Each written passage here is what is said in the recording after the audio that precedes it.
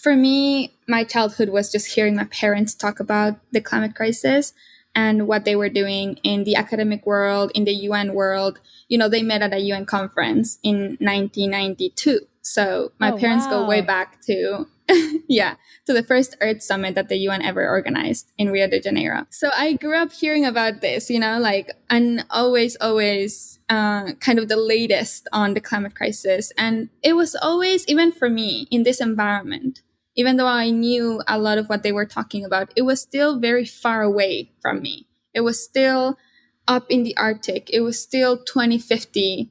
What was 2050 when it's 2013, It was so detached, but nonetheless, it was important to me. So I still saw myself following a career in the environmental space. And that's when my hometown flooded in 2015 when I was 13 years old.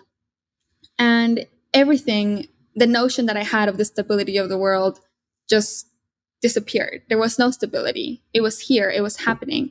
And it's not just the natural disasters, because that's the second wave of the climate crisis. The first wave is the pollution, the disproportionate amounts of pollution, primarily to low-income frontline indigenous communities. So my own community is what academics call the perfect storm, because we have highways coming through, we have waste facilities, we have contaminated river, Mexico City extracting our water from our aquifer, and then natural disasters hitting us. So it's this mix of injustice. That is what my fight is about, justice for communities.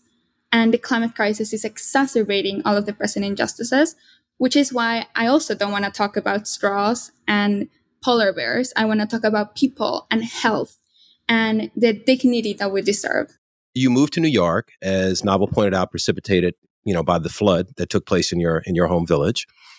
I'm curious about what you've learned in your experience of living in New York about, some of the challenges that America's grappling with around the issue of race, around the issue of gender, and how those things impact, right, the work that we're doing to combat climate change and to bring, justice to the community.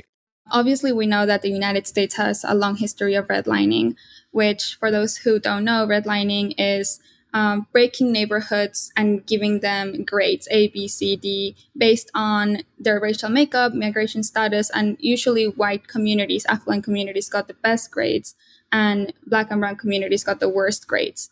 And this impacted the bank loans that you could have, et cetera, et cetera. Nowadays, the most polluted communities are the redline communities. The United States really is a place that has race and the crossover with environment very, very, very tied together.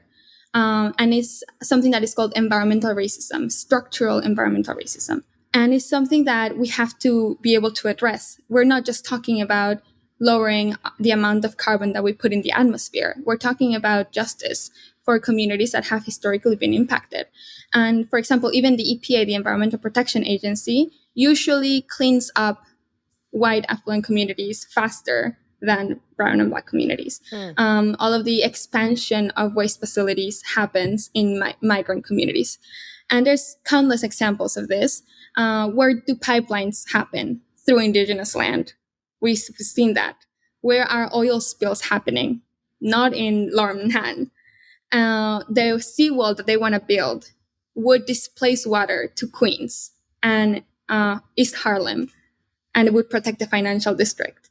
So we see that it's structural. And because of that, we have to be able to actively talk about it and implement it into our climate solutions. The attack on women is the attack on the earth. The philosophy that we have, even in international relations, is a theory called realism that literally says word by word, avoid emotions in decision-making. If we avoid emotions in decision-making, how are we going to feel if we declare a war? How are you going to feel if we fight over oil? There's no feelings included in these Eurocentric perspectives that we've had for even international relations.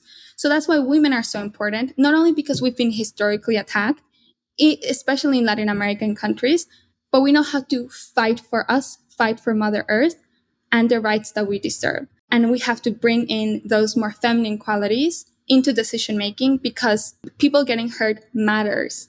Yeah. People suffering matters.